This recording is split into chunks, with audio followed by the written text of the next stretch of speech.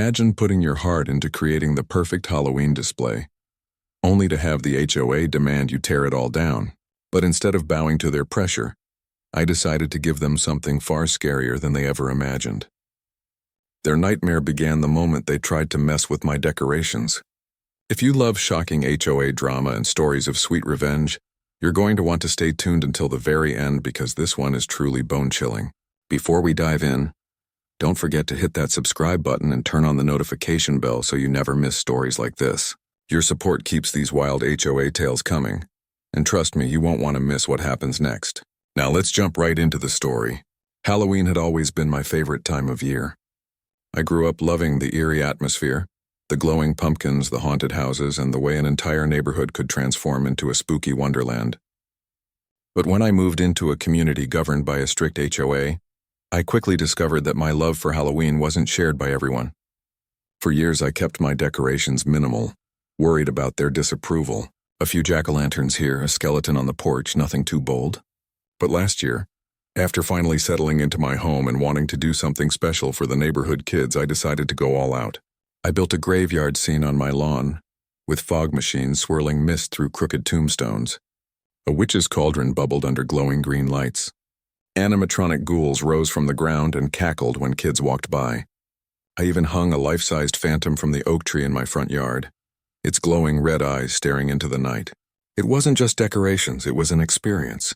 Families stopped by to take photos. Kids screamed with delight. Neighbors told me they loved it. But of course, not everyone was thrilled. Just 3 days after putting everything up, I received a letter from the HOA. According to them, my decorations were excessive, disturbing, and a violation of community standards. They demanded I remove them immediately or face daily fines. At first I felt crushed. All that work, all that joy, threatened by a group of people who couldn't stand to see others having fun. But then a fire lit inside me. Instead of taking my decorations down, I decided to fight back in a way they would never forget. What they didn't know was that I had more tricks up my sleeve than they could possibly imagine, and soon the real nightmare would begin. The more I thought about it, the angrier I became.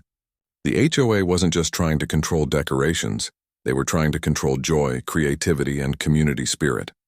So I came up with a plan. If they thought my decorations were disturbing now, I would give them something far more unforgettable. I started upgrading everything.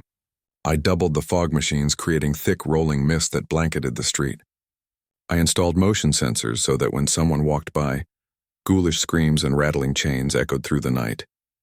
I added a projector that cast moving shadows across my house, making it look like spirits were trapped inside. And for the grand finale, I built a towering animatronic Grim Reaper that loomed over my yard, its scythe swinging as it warned trespassers to turn back. Word spread quickly. Families from outside the neighborhood came to see it. Cars lined up on the street, headlights cutting through the fog. Social media posts about the haunted house in the HOA neighborhood started trending locally. And as the popularity of my display grew, so did the rage of the HOA. They sent me letter after letter threatening escalating fines. They even tried to scare me with talk of legal action. But what they didn't realize was that I had read the HOA bylaws carefully, and nowhere did it forbid holiday decorations within the season. They were bluffing, and I was ready to call them on it. My lawn had become a battlefield, and I wasn't backing down. As Halloween night approached, the HOA grew more desperate. They patrolled the street taking photos, muttering angrily as crowds gathered. But instead of being intimidated, I used their anger as fuel. If they thought this was bad, they hadn't seen anything yet. Because I had one final trick planned, and it would cement my reputation as the neighbor who turned the HOA's threats into their worst nightmare. On Halloween night, everything came together. The fog rolled thicker than ever, glowing under the eerie lights. The projector played ghostly figures screaming from my windows. The animatronics hissed and howled, startling passersby. And then, at the stroke of 8, I unleashed my secret weapon. Hidden speakers throughout the yard blasted a perfectly timed horror soundtrack that synced with the lighting, making the entire house pulse with life. But the pièce de resistance was the Reaper. As kids approached, its glowing eyes locked on them, its voice booming. The HOA tried to stop me, but now they joined me in the grave. The crowd erupted in laughter and applause. Even parents doubled over at the jab. Videos of the moment spread instantly online. gaining thousands of views within hours. The HOA couldn't stop it. Their threats had been turned into a neighborhood-wide joke, their reputation shredded by a Halloween spectacle they couldn't control. But their fury wasn't done yet. The next morning I woke to find yet another letter shoved under my door. This one wasn't just a threat of fines. They wanted to hold a hearing, accusing me of disrupting the peace and mocking the HOA.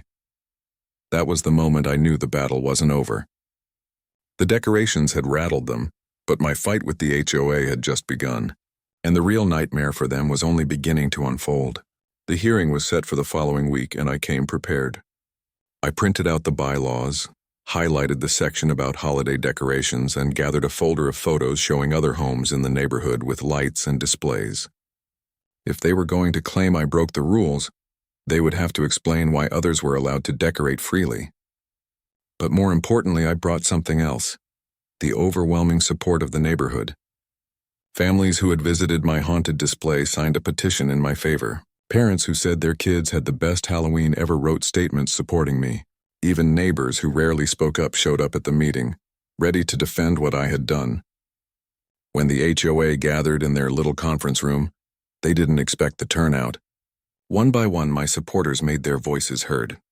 They explained how my decorations had brought joy, community, and fun to a neighborhood that often felt rigid and lifeless under HOA control. They reminded the board that Halloween was meant to be spooky, that laughter and screams went hand in hand, and that no harm had come from what I created. The HOA tried to push back, but the more they argued, the more ridiculous they looked. Finally, when I presented the bylaws, their case completely collapsed. They had no real power to stop me. But victory wasn't enough for me. I wanted them to remember this moment forever. So I revealed my next plan. Since the bylaws didn't forbid Christmas decorations either, I would be going even bigger for the holidays. The room erupted. Some laughed, others groaned, but the message was clear. I wasn't intimidated. If they wanted a fight, they'd get one, every holiday, every year. Walking out of that hearing, I felt a sense of pride, not just because I had beaten the HOA at their own game, but because I had shown the neighborhood that we didn't have to live in fear of their control. Halloween had given us a taste of freedom, and I knew it was only the beginning. In the days that followed, I started planning for Christmas. But deep down, I knew the HOA wouldn't give up so easily. They would regroup, plot their next move, and try to strike back harder than before. What they didn't realize was that I was already 10 steps ahead. Because if they thought Halloween was bad, they had no idea what kind of nightmare I could turn Christmas into. But that, as they say, is a story for another time. And that's how I turned the HOA's attempt to ruin my Halloween into their own worst nightmare. If you enjoyed this wild ride, make sure to hit that like button and subscribe for more insane HOA and Karen stories. Drop a comment below if you've ever dealt with a power-hungry HOA, and share this with a friend who loves a good spooky tale. Until next time, stay safe, stay spooky, and never let the HOA kill your spirit.